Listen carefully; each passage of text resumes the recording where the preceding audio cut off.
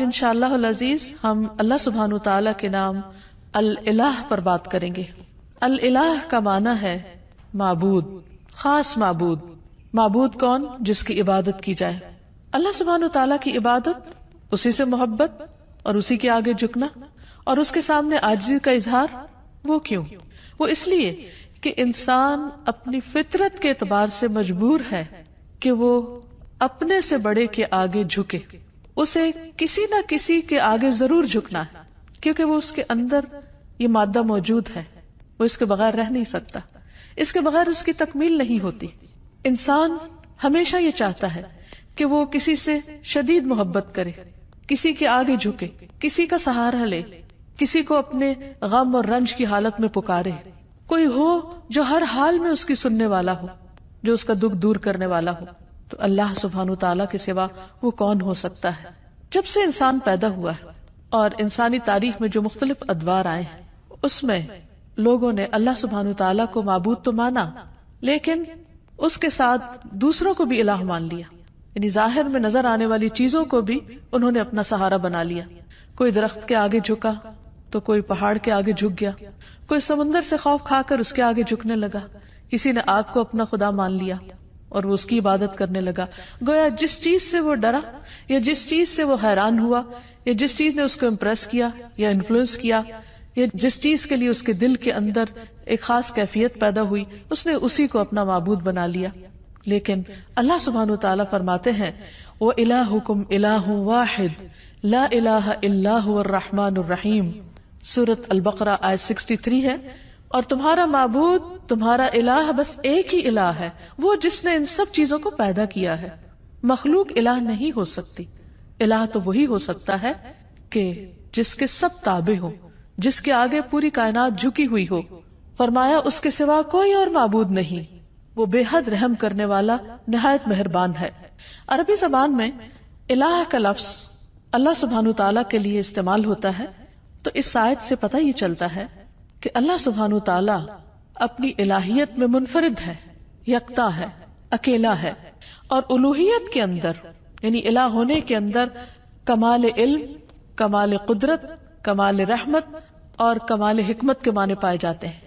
یعنی وہی الہ ہو سکتا ہے جس کا علم کامل ہو، جس کی قدرت کامل ہو، جس کی رحمت کامل ہو، جس کی حکمت کامل ہو، اور اس میں کسی قسم کا کوئی نقص نہ پایا جاتا ہو۔ اور یہ تمام صفات صرف اور صرف اللہ سبحانہ تعالیٰ کے اندر ہی ہیں۔ اسی لیے وہی دراصل الہ ہے، وہی معبود ہے، اور وہی عبادت کے لائق ہے، عبادت کا حقدار ہے، کیونکہ کسی اور کے اندر یہ صفات اس درجے میں پائی ہی نہیں جاتی۔ تو یہ صفات اس بات کا تقاضا کرتی ہیں کہ ایک انسان اللہ ہی کو اپنا محبوب سمجھے اور انتہا درجے کی محبت صرف اسی کے ساتھ کرے، انتہا درجے میں صرف اسی کے آگے جھکے، اپنا سر اور اپنی پیشانی صرف اسی کے سامنے ٹکائے، کچھ مانگے تو صرف اسی سے مانگے، اسی کے آگے ہاتھ پھیلائے اور کسی اور کے آگے نہیں۔ سورۃ الانبیاء میں اللہ تعالیٰ فرماتے ہیں لا الہ الا انا فاعبدونی، میرے سوا کوئی معبود نہیں، لہٰذا تم میری ہی عبادت کرو، نہیں مانگو تو مجھ سے مانگو، جھکو تو میرے آگے جھکو، اس لیے کہ وہ دینے پہ قادر ہے، وہ اتنا عظیم ہے کہ اس کے آگے جھکنا انسان کے لیے باعث عزت ہے، باعث ذلت نہیں، کیونکہ انسان جب اپنے سے چھوٹی چیز کے آگے جھکتا ہے تو یہ جھکنا اس کے لیے باعث ذلت ہے۔ اسی طرح ایک سورۃ طٰہٰ میں فرمایا اننی انا اللہ لا الہ الا انا فاعبدنی، بے شک میں ہی اللہ ہوں، میرے سوا کوئی معبود نہیں، بس تم میری ہی عبادت کرو۔ اللہ سبحانہ تعالیٰ کے لیے الہ کے علاوہ رب کا بھی لفظ آتا ہے، یعنی رب بھی اللہ کے ناموں میں سے ایک نام ہے، لیکن ان دونوں میں فرق ہے۔ رب کا مطلب ہے مخلوق کو پیدا کرنے والا، اس کو رزق دینے والا، اس کا انتظام کرنے والا، لیکن الہ کا مطلب ہے جو عبادت کے مستحق ہے، یعنی جس کی عبادت کی جائے، جس کی تعظیم کی جائے، جس کے آگے عاجزی اور انکساری کا اظہار کیا جائے۔ تو عبادت حقیقت میں محبت، اطاعت، تسلیم و رضا اور تعظیم پر مبنی ہوتی ہے، اور یہ صرف الہ ہی کے لیے ہو سکتی ہے۔ تو اس میں دراصل توحید الوہیت کی طرف دعوت دی گئی ہے، اور جہاں الہ کا لفظ آیا ہے وہاں ساتھ شرک کی نفی بھی کی گئی ہے کہ لا الہ الا انت یا لا الہ الا اللہ. پھر یہ ہے کہ اللہ سبحانہ وتعالی نے اپنا یہ نام خود رکھا ہے، اضافت کے ساتھ بھی اور اس کے بغیر بھی. اور حقیقت یہ ہے کہ تمام انبیاء بھی اس نام کو استعمال کرتے رہے ہیں. ہم دیکھتے ہیں کہ سورۃ البقرہ میں اللہ تعالیٰ کا ارشاد ہے. اللہ تعالیٰ جب یعقوب علیہ السلام کی وفات کا وقت ذکر کرتے ہیں کہ ام کنتم شہداء اذ حضر یعقوب الموت اذ قال لبنیہ ما تعبدون من بعدی، کیا تم حاضر تھے اس وقت جب یعقوب کو موت آئی، جب اس نے اپنے بچوں سے کہا کہ میرے بعد تم کس کی عبادت کرو گے، کس کے آگے جھکو گے؟ تو انہوں نے کیا کہا؟ نعبد الہک و الہ آبائک ابراہیم و اسماعیل و اسحاق الہا واحدا ونحن لہ مسلمون. ہم تیرے معبود نعبد الہک، اس کی عبادت کریں گے. اور یہاں بھی لفظ الہ استعمال ہوا ہے کہ جب عبادت کی بات ہے تو پھر ساتھ ہی الہ کا لفظ آ جاتا ہے کہ وہ خاص معبود جو عبادت کا مستحق ہے. تو تیرے معبود اور تیرے آبا یعنی ابراہیم، اسماعیل، اسحاق، ان سب کے الہ کی جو ایک ہی الہ ہے اس کی ہم سب عبادت کریں گے. تو گویا یعقوب علیہ السلام اپنی اولاد کو ایک اللہ الہ کی عبادت کی تاکید کر کے گئے، وصیت کر کے گئے. پھر اسی طرح اللہ کا نام الہ اللہ تعالی کی ذات اور اس کی صفات پر دلالت کرتا ہے. یعنی اللہ تعالی کا یہ نام جو ہے وہ اس کی صفات کو بھی بیان کرتا ہے. اور حقیقت یہ ہے کہ یہ صرف اللہ سبحانہ تعالیٰ ہی کے لیے ہے. یہاں یہ بات بھی یاد رہے کہ اللہ سبحانہ تعالیٰ نے خود اپنے ساتھ دوسرے الہوں کا انکار کیا ہے. قرآن مجید میں اللہ تعالیٰ فرماتے ہیں سورۃ المؤمنون میں مَتَّخَذَ اللَّهُ مِن وَلَدٍ، اللہ نے کوئی اولاد نہیں بنائی، وَمَا كَانَ مَعَهُ مِنْ إِلَٰهٍ، اور اس کے ساتھ کبھی کوئی الہ رہا ہی نہیں، کوئی اور الہ ہے ہی نہیں، نہ تھا نہ ہے اور نہ کبھی ہو سکتا ہے. کیوں؟ اس کے لیے بہت خوبصورت دلیل دی گئی کہ اِذًا لَذَهَبَ كُلُّ إِلَٰهٍ بِمَا خَلَقَ، اگر کوئی اور الہ ہوتا تو وہ جو اس نے بنایا ہوتا وہ اپنے ساتھ لے جاتا، یہ باہم کلیش بھی ہوتا. وَلَا عَلَى بَعْضُهُمْ عَلَى بَعْضٍ، اور ان میں سے بعض پہ چڑھائی کر دیتے، کیونکہ جب اختیارات بہت سے لوگوں کے ایک جیسے ہوں تو ان میں سے پھر وہ دوسروں سے آگے بڑھنے کے لیے ان کو ہرانے کی کوشش کرے گا. سبحان اللہ، اللہ پاک ہے عما یصفون، اس سے جو وہ وصف بیان کرتے ہیں اللہ کا. یعنی اللہ سبحانہ تعالیٰ کے ساتھ کوئی اور الہ ہو ہی نہیں سکتا، کیونکہ کوئی اور ایسی صفات کے لائق ہی نہیں اور کوئی معبود ہے ہی نہیں. عبادت کا مستحق صرف اللہ ہے. تمام انبیاء نے اسی کی دعوت دی ہے. اعبدوا اللہ ما لکم من الہ غیرہ، اللہ کی عبادت کرو، اس کے سوا تمہارا کوئی الہ نہیں. واعبدوا اللہ ولا تشرکوا بہ شیئا، اور اللہ کی عبادت کرو اور اس کے ساتھ کسی کو شریک نہ ٹھہراؤ، کیونکہ ہماری زندگی کا مقصد ہی عبادت ہے اور عبادت اللہ کا حق ہے. اس لیے ہمیں سوچ سمجھ کر اس حق کو ادا کرنا ہے. ایسا نہ ہو کہ ہم کوشش بھی کریں، محنت بھی کریں، لیکن وہ اس کے ہاں قبول نہ ہو جس نے دراصل ہمیں پیدا ہی اس کام کے لیے کیا ہے. معاذ رضی اللہ عنہ سے مروی ہے کہ نبی صلی اللہ علیہ وسلم جس گدھے پر سوار تھے میں اس کے اوپر آپ کے ساتھ پیچھے بیٹھا ہوا تھا، سواری کر کے کہیں جا رہے تھے. اس گدھے کا نام عفیر تھا. آپ نے فرمایا اے معاذ، کیا تمہیں معلوم ہے کہ اللہ تعالیٰ کا حق اپنے بندوں پر کیا ہے اور بندوں کا حق اللہ تعالیٰ پر کیا ہے؟ میں نے کہا کہ اللہ اور اس کا رسول ہی زیادہ جانتے ہیں. آپ نے فرمایا اللہ کا حق اپنے بندوں پر یہ ہے کہ وہ اس کی عبادت کرے اور اس کے ساتھ کسی دوسرے کو شریک نہ ٹھہرائے، اور بندوں کا حق اللہ پر یہ ہے کہ جو بندہ اللہ کے ساتھ کسی کو شریک نہ ٹھہرائے اللہ اسے عذاب نہ دے. یعنی جو شخص توحید پر ہو پھر اللہ سبحانہ وتعالیٰ اس کو اپنے عذاب سے، سزا سے محفوظ رکھے. پھر یہ ہے کہ اللہ تعالیٰ کو راضی کرنے کے لیے ضروری ہے کہ ہم صرف اسی کی عبادت کریں اور اس کے ساتھ کسی کو شریک نہ ٹھہرائیں اور اللہ کی رسی کو مضبوطی سے تھامے رکھیں اور کسی تفرقہ بازی کا شکار نہ ہو. پھر یہ بھی یاد رہے کہ جو شخص اللہ کو اپنا الہ مان لیتا ہے وہ سلامت رہتا ہے. قرآن مجید میں آتا ہے الذین آمنوا ولم یلبسوا ایمانہم بظلم اولئک لہم الامن وہم مہتدون. جو لوگ ایمان لائے پھر اپنے ایمان کو ظلم یعنی شرک سے آلودہ نہیں کیا، یعنی اللہ کا حق عبادت کسی اور کو نہیں دیا، اس کے ساتھ کسی اور کو شریک نہیں کیا عبادت میں، یہی لوگ قیامت کے دن امن میں رہیں گے اور دنیا اور آخرت میں یہی لوگ ہدایت یافتہ ہوں گے.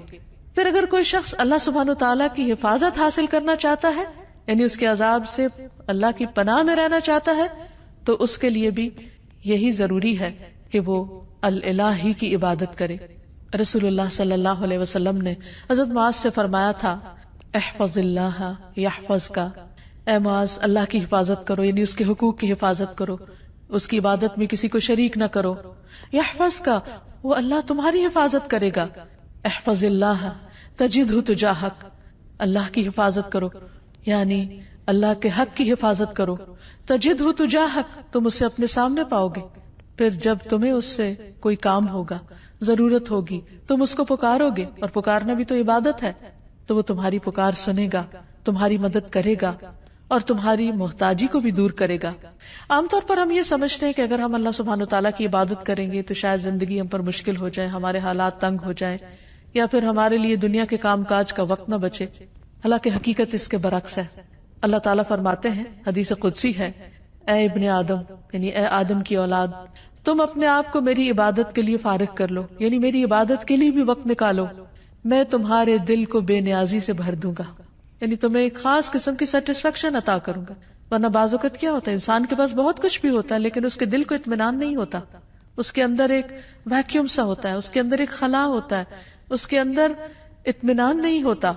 وہ بہت کچھ کرتے ہوئے بھی یوں سمجھتا ہے کہ جیسے وہ کچھ کر نہیں پا رہا، اسے اپنا مطلوب حاصل نہیں ہو رہا. کیونکہ مطلوب حاصل اسی وقت ہو سکتا ہے جب وہ اللہ کو اپنا مطلوب بنائے اور اس کی عبادت کرے.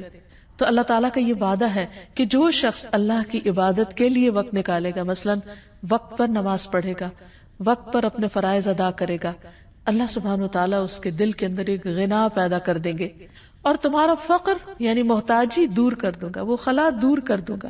لیکن اگر تم ایسا نہیں کرو گے تو میں تمہارے دونوں ہاتھ کاموں میں مشغول کر دوں گا، انتہائی مصروف ہو جاؤ گے، اور اس کے باوجود تمہارا فقر، تمہاری محتاجی، تمہاری ضرورت دور نہیں ہوگی. یعنی خواہ انسان کے پاس کتنا کچھ بھی ہو، اس کے اندر یہی ایک احساس ہوگا کہ ابھی میرے پاس کچھ نہیں. سب کچھ ہوتے ہوئے بھی اس کو اللہ کی نعمتیں یاد نہیں رہیں گی، اور اس کے دل کے اندر ایک خوف اور ایک پریشانی اور ایک بے چینی سی رہے گی. اس کے برعکس جو لوگ عبادت کریں گے وہ دنیا میں بھی مطمئن رہیں گے اور آخرت میں بھی اللہ کے عرش کے سائے میں اور جنت میں ہوں گے.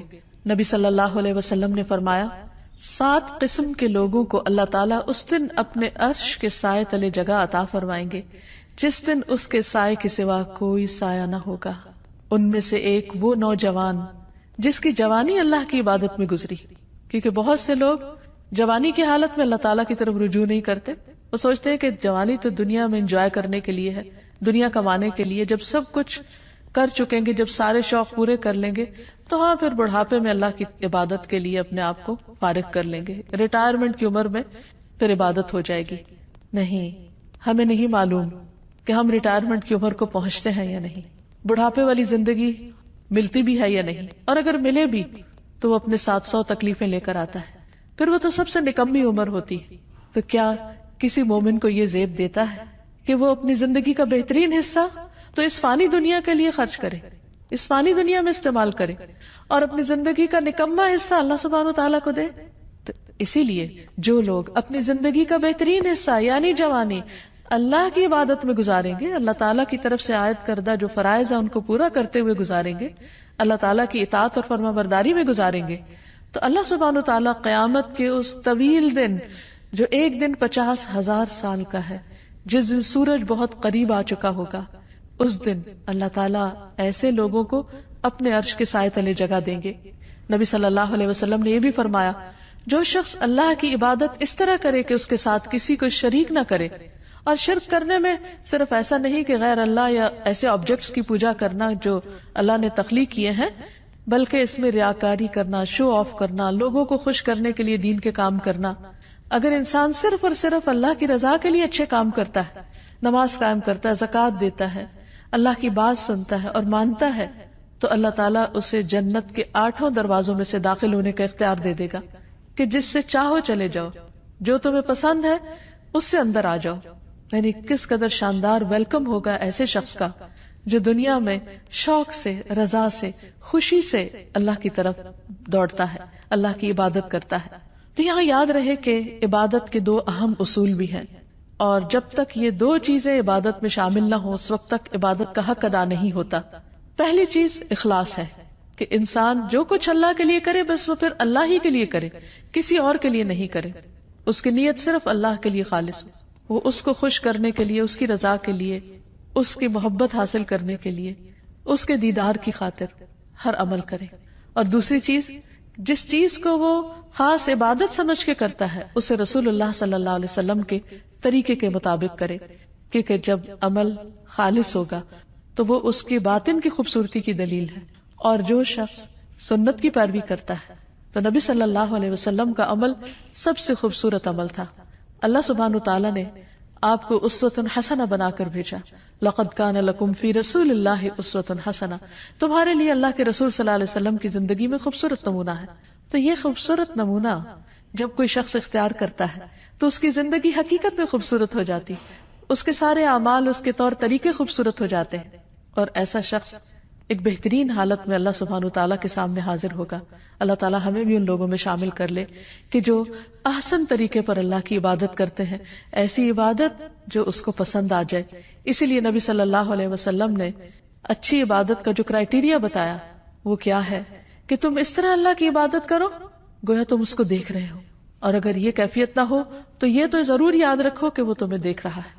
تو جو بھی شخص یہ سوچ کر اللہ کی عبادت کرے گا کہ وہ اس وقت اللہ کی نگاہ میں ہے، تو وہ لوگوں کے سامنے ہو یا تنہائی میں ہو، وہ اچھے کام ہی کی کوشش کرے گا. وہ اپنے ہر کام کو بہترین طریقے پر انجام دینے کی کوشش کرے گا، کیونکہ اس کا یہ احساس اس کے کام کی کوالٹی پر اثر انداز نہیں ہونے دے گا. نبی صلی اللہ علیہ وسلم نے ایک خوبصورت دعا سکھائی ہے ہر نماز کے بعد پڑھنے کے لیے. اللہم اعنی علی ذکرک و شکرک و حسن عبادتک. اے اللہ اپنا ذکر، اپنا شکر اور اپنی خوبصورت عبادت کی توفیق عطا فرما، اس پر میری مدد فرما. کیونکہ انسان کے ساتھ بہت سی مشکلات بھی ہیں، خود اس کا اپنا نفس اندر سے بعض اوقات ایسے فتنے میں مبتلا ہو جاتا ہے کہ عبادت کی حلاوت ختم ہو جاتی ہے. اسی طرح بعض اوقات شیطان کے ڈالے ہوئے وسوسے یا لوگوں کی باتیں، باہر کا ماحول انسان پر اثر انداز ہوتا ہے اور وہ اللہ سبحانہ وتعالیٰ کی عبادت کا حق ادا نہیں کرتا یا عبادت کو انجوائے نہیں کرتا. اس لیے جو ہی ایک عبادت مکمل ہو تو اگلی عبادت کے لیے، یعنی ایک نماز کے اختتام پر اگلی نماز کے لیے اور اگلی مزید عبادات کے لیے انسان دعا کرے، کیونکہ اللہ کی عبادت پر اللہ تعالیٰ ہی بہترین طریقے پر مدد کر سکتے ہیں. پھر اسی طرح یہ ہے کہ انسان اپنی عبادات میں کمی کوتاہی نہ کرے. اب دیکھیے کہ ذرا تھوڑی دیر کے لیے سوچئے کہ مثلاً اگر آپ کا حق کسی پر ہو اور وہ اس کو ادھورے طریقے سے ادا کرے تو آپ کو کیسا لگے گا؟ مثلا کسی نے آپ سے قرض لیا اور جب وہ واپس کرے تو آدھا کرے. کسی نے آپ سے کسی چیز کے دینے کا وعدہ کیا اور پھر اس کو پورا نہیں کیا، تو اس پر آپ کی کیفیت کیا ہوگی؟ اس بات سے اب اس معنی اور مقصد کو سمجھیے کہ اللہ سبحانہ وتعالیٰ نے ہم پر کچھ فرائض اور کچھ عبادات لازم کی جن کو ہمیں ہر صورت ادا کرنا ہے. مثلا دن میں 5 نمازیں فرض ہیں. اب اگر کوئی شخص یہ کہے کہ میں نے 4 پڑھ لیے، کیا یہ کم؟ یہ بھی تو بہت ہے. نہیں، اللہ سبحانہ وتعالیٰ نے 5 کا حکم دیا ہے. ہم اسے اپنی مرضی سے 4 نہیں کر سکتے یا 3 نہیں کر سکتے، اور اسی طرح اپنی مرضی سے 6 بھی نہیں کر سکتے ان کو، کیونکہ اتنا ہی کرنا ہے، اسی طرح کرنا ہے جیسا کرنے کا اللہ سبحانہ وتعالیٰ نے حکم دیا، تبھی عبادت کا حق ادا ہوگا. عبادت کا مطلب ہوتا ہے مکمل اطاعت. اور اگر ہم بات ہی نہیں مان رہے تو پھر اپنی مرضی سے جو بھی چاہیں کریں وہ عبادت شمار نہیں ہوگی. ہاں، اللہ کی رضا، اللہ کی پسند، اللہ کی خوشی کے لیے چھوٹا سا کام بھی کرے، ایک لقمے جیسی چیز بھی اللہ کے راستے میں خیرات کر دے، اللہ سبحانہ وتعالیٰ اسے خوشی سے قبول کرتے ہیں اور اسے بڑھاتے ہیں، حتیٰ کہ ایک لقمہ بہت پہاڑ برابر کر دیتے ہیں اجر و ثواب کے اعتبار سے، کیونکہ وہ صرف اللہ کے لیے دیا گیا، وہ صرف اللہ کی رضا اور اللہ کی خوشی میں اللہ کی خاطر خرچ کیا گیا. تو اللہ سبحانہ وتعالیٰ اس کی بہترین طریقے پر قدردانی فرماتے ہیں. تو ہمیں نہ عبادت میں اضافے کا حق حاصل ہے اور نہ عبادت میں کوتاہی کا. یہاں یہ یاد رہے کہ اللہ سبحانہ وتعالیٰ نے ہم پر جو عبادت فرض کی ہے، ہمیں اس میں اختیار نہیں دیا گیا کہ ہم اپنی مرضی سے اس عبادت میں کچھ اضافہ کر دیں یا پھر اس میں کچھ کمی کر دیں، کیونکہ عبادت کی اصل روح اطاعت ہے، فرما برداری ہے، اللہ کے حکم کی تابع داری ہے. انس رضی اللہ عنہ سے مروی ہے کہ ایک آدمی نبی صلی اللہ علیہ وسلم کی خدمت میں حاضر ہوا اور عرض کی، اے اللہ کے رسول صلی اللہ علیہ وسلم، یہ بتائیے کہ اللہ تعالیٰ نے کتنی نمازیں فرض کی ہیں، یعنی جن کی پابندی ہم پر لازم ہے. آپ نے فرمایا اللہ نے اپنے بندوں پر 5 نمازیں فرض کی. اس نے پوچھا ان سے پہلے یا بعد میں تو کوئی نماز فرض نہیں، یعنی ان کے علاوہ فرض کے درجے میں تو نہیں کچھ؟ آپ نے 3 بار یہ فرمایا کہ اللہ نے اپنے بندوں پر 5 نمازیں فرض کی ہیں. اس پر وہ کہنے لگا اس ذات کی قسم جس نے آپ کو حق کے ساتھ بھیجا ہے، میں اس میں کسی قسم کی کمی یا زیادتی نہیں کروں گا، یعنی 5 سے کم 4 بھی نہیں پڑھوں گا اور 5 سے زیادہ 6 بھی نہیں پڑھوں گا، بس اتنی ہی پڑھوں گا جتنی اللہ تعالیٰ نے مجھ پر فرض کی ہے. تو نبی صلی اللہ علیہ وسلم نے فرمایا اگر یہ شخص سچا رہا، یعنی جو یہ کہہ رہا ہے اس نے ایسا ہی کیا، تو یہ جنت میں داخل ہوگا.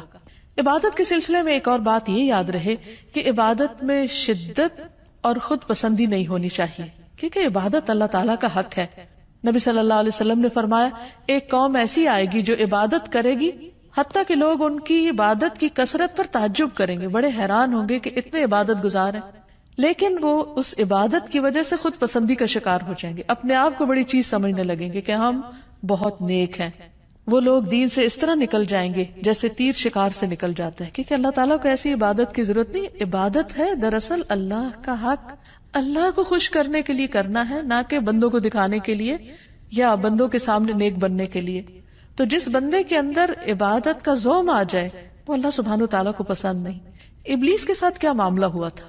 اس کو بھی اپنی عبادت کی وجہ سے ایک خود پسندی اس کے اندر آ گئی تھی کہ جس بنا پر اس نے آدم کے آگے جھکنے سے انکار کر دیا تھا. تو یاد رکھیے کہ جب ہم لا الہ الا اللہ کہتے ہیں تو پھر صرف اللہ کو ہی عبادت کے لائق مانتے ہیں، کسی اور آبجیکٹ کو نہیں، اور حتیٰ کہ اپنے نفس کو بھی نہیں، کیونکہ اس زمین پر جن معبودوں کی پیروی ہوتی ہے ان میں سے سب سے زیادہ پیروی ہم اپنے ہی نفس کی کر رہے ہوتے ہیں، اپنے دل کی خواہشات کی. مثلاً فجر کی نماز کا وقت ہو گیا اور دل کیا چاہتا ہے سوئے رہو، تو ہم اٹھتے نہیں، تو ہم نے اللہ کی بات تو نہیں مانی. ہمیں آواز آ رہی ہے حی علی الصلاۃ حی علی الفلاح، آؤ نماز کی طرف، آؤ کامیابی کی طرف، لیکن ہم اس پکار کو سنتے ہی نہیں اور کامیابی کا دروازہ بند کر دیتے ہیں اور ہم سوئے رہتے ہیں. یہاں ہم نے اب اللہ کی عبادت نہیں کی، اپنے نفس کی عبادت کی. اسی طرح زندگی کے کسی بھی اور کام، کسی جاب، کسی مشغلے، کسی بھی پسند کی چیز میں مشغول ہو کر، خواہ کتنی ہی دنیاوی اعتبار سے شدید ضرورت کے کام میں بھی مصروف ہو کر اگر انسان اللہ کو بھلا دیتا ہے تو یہ دراصل اپنے آپ پر ہی ظلم کرتا ہے، اور یہ لا الہ الا اللہ کے منافی ہے. اللہ سبحانہ وتعالی نے تمام بندوں سے اپنی عبادت کا مطالبہ کیا ہے. قرآن مجید میں اللہ تعالیٰ فرماتے ہیں یا ایھا الناس اعبدوا ربکم الذی خلقکم والذین من قبلکم لعلکم تتقون. اے لوگو اپنے رب کی عبادت کرو جس نے تمہیں پیدا کیا اور ان کو بھی جو تم سے پہلے تھے. یعنی عبادت کیوں کرو؟ کیا اللہ تعالیٰ کو کوئی فائدہ ہے؟ نہیں، یہ دراصل تمہارے اپنے فائدے کی چیز ہے. فائدہ کیا ہوگا؟ لعلکم تتقون، تم بچ جاؤ گے. یعنی دنیا میں ان عبادات کی وجہ سے کئی برائیوں سے، کئی قسم کی مشکلات سے بچ جاؤ گے، اور آخرت میں اس آگ سے بچ جاؤ گے جو اللہ کے نافرمانوں کے لیے، سرکش اور متکبر لوگوں کے لیے تیار کی گئی ہے. پھر اسی طرح یہ ہے کہ عبادت ہی کا ایک حصہ یہ ہے کہ انسان اللہ سبحانہ تعالیٰ ہی سے ڈرے، ایک الہ سے. اللہ تعالیٰ فرماتے ہیں وقال اللہ لا تتخذوا الہین اثنین انما هو الہ واحد فإیای فارہبون. اور اللہ تعالیٰ نے فرمایا تم 2 معبود نہیں بناؤ، یعنی 3 اور 3 سے زیادہ تو دور کی بات، ایک سے دوسرا بنانے کی بھی اجازت نہیں. وہ تو صرف وہی ایک معبود ہے اور مجھی سے تم ڈرو. یعنی عبادت میں یہ بھی شامل ہے کہ انسان اللہ تعالیٰ سے ڈرتا رہے، اور بعض اوقات انسان محبت میں عبادت کرتا ہے اور بعض اوقات اللہ کے عذاب سے ڈرتے ہوئے عبادت کرتا ہے. تو دونوں چیزیں انسان کے اندر ایک اعتدال پیدا کرتی ہیں. پھر یہ بھی یاد رکھیے کہ لا الہ الا اللہ کہنا صرف انسان کے لیے آخرت کی نجات کا ذریعہ ہی نہیں بلکہ دنیا میں بھی بہترین قسم کا قول ہے. رسول اللہ صلی اللہ علیہ وسلم نے فرمایا افضل ذکر لا الہ الا اللہ ہے. ایک اور جگہ پر فرمایا کہ جس نے لا الہ الا اللہ کہا تو ایک دن یہ کلمہ اسے مصیبتوں سے نجات دلائے گا. اس سے پہلے جو کچھ ہو چکا سو ہو چکا، لیکن لا الہ الا اللہ کہنے سے اس کی نجات ہو جائے گی. جو شخص سچے دل سے اللہ کو پکارے اس پر آسمان کے دروازے کھل جاتے ہیں. ابو ہریرہ رضی اللہ عنہ کہتے ہیں کہ نبی صلی اللہ علیہ وسلم نے فرمایا جب بھی بندہ خالص ہو کر لا الہ الا اللہ کہتا ہے تو اس پر آسمان کے دروازے کھول دیے جاتے ہیں، یہاں تک کہ یہ کلمہ عرش تک پہنچ جاتا ہے. یہ اس وقت ہوتا ہے جب انسان کبیرہ گناہوں سے بچتا رہتا ہے. نبی صلی اللہ علیہ وسلم نے فرمایا جس نے لا الہ الا اللہ وحدہ لا شریک لہ لہ الملک و لہ الحمد وہو علی کل شیء قدیر پڑھا اور خالص ہو کر کہا، زبان سے اس کی تصدیق کی، تو اس کے لیے آسمان کے دروازے کھول دیے جاتے ہیں، حتیٰ کہ اللہ تعالیٰ زمین میں اس کہنے والے کی طرف دیکھتا ہے، یعنی کس نے یہ کلمہ کہا، اور جس کی طرف اللہ تعالیٰ نے دیکھ لیا اس بندے کا یہ حق ہے کہ اللہ تعالیٰ اس کا مطالبہ اس کو عطا کر دے۔ اسی لیے نبی صلی اللہ علیہ وسلم نے یہ بہت ہی خوبصورت بات ہمیں بتائی کہ عرفہ کے دن کی بہترین دعا جو تمام انبیاء نے مانگی وہ ہے لا الہ الا اللہ وحدہ لا شریک لہ لہ الملک و لہ الحمد وہو علی کل شیء قدیر۔ اس میں اللہ سبحانہ وتعالیٰ کی وحدانیت کا ذکر بھی ہے، شرک کی نفی بھی ہے، اللہ سبحانہ وتعالیٰ کی تعریف کی بات بھی ہے، اور اس کی قدرت کا اقرار بھی ہے کہ وہی ہر چیز پر قدرت رکھتا ہے۔ اس میں آپ دیکھیے براہ راست کچھ بھی نہیں مانگا گیا، صرف اللہ سبحانہ وتعالیٰ کی وحدانیت اور اس کی تعریف کا ذکر ہے۔ تو جو شخص یہ کلمہ پڑھ لیتا ہے تو اللہ سبحانہ وتعالیٰ اس پر نظر رحمت فرما دیتے ہیں۔ پھر یہ کلمہ صرف زندگی میں نہیں، صرف مشکلات میں نہیں، مرنے والا اگر مرتے وقت پڑھتا ہے تو اس کے لیے جنت کا وعدہ ہے۔ رسول اللہ صلی اللہ علیہ وسلم نے فرمایا اپنے مرنے والوں کو لا الہ الا اللہ کی تلقین کیا کرو، کیونکہ اس کلمے پہ موت آنے پر جنت میں داخلہ اور جہنم حرام کر دی جاتی ہے۔ یہ کلمہ اللہ کے ہاں حجت بنتا ہے، نبی صلی اللہ علیہ وسلم کی شفاعت کا ذریعہ ہے، اور اس کلمے کا وزن ہر چیز سے زیادہ ہے۔ نوف رضی اللہ عنہ کہتے ہیں کہ اگر آسمان و زمین اور ان کے درمیان کی تمام چیزوں کو ترازو کے ایک پلڑے میں رکھ دیا جائے اور دوسرے پلڑے میں صرف لا الہ الا اللہ رکھ دیا جائے تو وہ دوسرا پلڑا جھک جائے گا۔ اسی لیے اگر کسی شخص نے سچے دل سے لا الہ الا اللہ پڑھا ہو اور ہر شرک سے نفی کی ہو تو قیامت کے دن یہی ایک کلمہ اس کی نجات کا ذریعہ بن جائے گا۔ اور اگر کوئی اپنے گناہوں کی وجہ سے دوزخ کی آگ میں گیا بھی تو اس لا الہ الا اللہ کی وجہ سے اس کو وہاں سے بالآخر نکال لیا جائے گا، خواہ اس نے بڑے بڑے گناہ کیے ہوں، لیکن ان گناہوں کی سزا بھگتنے کے بعد یہ کلمہ اس کی نجات کا ذریعہ بنے گا۔ تو حقیقت یہ ہے کہ اللہ سبحانہ و تعالیٰ کا یہ نام یعنی الالہ، اس کے ساتھ جب اللہ کو پکارا جاتا ہے تو انسان کی دعا قبول ہوتی۔ اسی لیے نبی صلی اللہ علیہ وسلم کو خاص طور پر حکم دیا گیا قل اعوذ برب الناس ملک الناس الہ الناس من شر الوسواس الخناس الذی یوسوس فی صدور الناس من الجنۃ والناس۔ آپ کہہ دیجئے میں پناہ لیتا ہوں لوگوں کے رب کی، لوگوں کے بادشاہ کی، لوگوں کے الہ، لوگوں کے معبود کی، وسوسہ ڈالنے والے کے شر سے جو پلٹ پلٹ کر آنے والا ہے، جو لوگوں کے سینوں میں وسوسے ڈالتا ہے۔ پھر ہم دیکھتے ہیں کہ یونس علیہ السلام جب مچھلی کے پیٹ میں چلے گئے اور انتہائی غم کی حالت میں تھے، اس وقت جب انہوں نے اسی کلمے کے ذریعے اللہ کو پکارا تو اللہ سبحانہ وتعالیٰ نے ان کا غم دور کر دیا، انہیں اس بڑی مشکل سے نجات دی۔ اور وہ کلمہ کیا ہے؟ وَذَنُّونِ إِذْ ذَهَبَ مُغَاضِبًا فَظَنَّ أَن لَّن نَّقْدِرَ عَلَيْهِ فَنَادَىٰ فِي الظُّلُمَاتِ أَن لَّا إِلَٰهَ إِلَّا أَنتَ سُبْحَانَكَ إِنِّي كُنتُ مِنَ الظَّالِمِينَ۔ اور مچھلی والے کو جب وہ غصے سے بھرا ہوا چلا گیا، بس اس نے سمجھا کہ ہم اس پر گرفت تنگ نہ کریں گے، تو اس نے اندھیروں میں پکارا کہ تیرے سوا کوئی معبود نہیں، صرف اس الہ کو پکارا، تو پاک ہے، یقیناً میں ظلم کرنے والوں میں سے ہو گیا ہوں۔ تو اللہ سبحانہ وتعالیٰ نے انہیں وہاں سے نجات دی اور باقی سب مومنوں کو بھی بشارت دی، وَكَذَلِكَ نُنْجِي الْمُؤْمِنِينَ، کہ باقی مومنوں کو بھی ہم اسی طرح نجات دیں گے۔ اسی لیے نبی صلی اللہ علیہ وسلم جب کسی کرب کی حالت میں ہوتے، تکلیف کی حالت میں ہوتے تو پڑھتے لا الہ الا اللہ العظیم الحلیم، لا الہ الا اللہ رب العرش العظیم، لا الہ الا اللہ رب السماوات ورب الارض ورب العرش الکریم۔ اللہ صاحب عظمت اور بردبار کے سوا کوئی معبود نہیں، اللہ کے سوا کوئی معبود نہیں جو عرش عظیم کا رب ہے، اللہ کے سوا کوئی معبود نہیں جو آسمانوں اور زمین کا رب ہے اور عرش کریم کا رب ہے۔ تو جو شخص تنگی اور تکلیف میں اس دعا کو پڑھے گا اللہ سبحانہ وتعالیٰ اس کی تکلیف کو دور کر دے گا، کیونکہ نبی صلی اللہ علیہ وسلم اس دعا کو پڑھا کرتے تھے۔ پھر سید الاستغفار میں بھی جب ایک بندہ کہتا ہے اللہم انت ربی لا الہ الا انت خلقتنی وانا عبدک وانا علی عہدک ووعدک ما استطعت اعوذ بک من شر ما صنعت ابوء لک بنعمتک علی وابوء بذنبی فاغفر لی فانہ لا یغفر الذنوب الا انت۔